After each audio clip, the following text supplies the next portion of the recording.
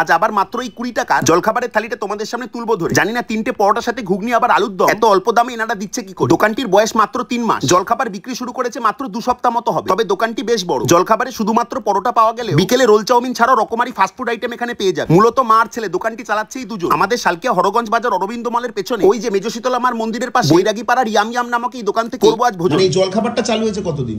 জলখাবারটা হপ্তা দিন আপাতত তুমি আর ভাই দুজনে মিলেই চালাচ্ছ, আর এমনি ফাস্ট ফুড মোটামুটি মাস দুয়েক ধরে বানাচ্ছ। মানে সকালে তোমাদের কি পাওয়া যায়? পরোটা, ঘুগনি, এবার আলুর দম থাকে। মানে 3টে পরোটা সাথে ঘুগনি দিয়ে 20 টাকা। লঙ্কা পেঁয়াজ দিয়ে 20 টাকা।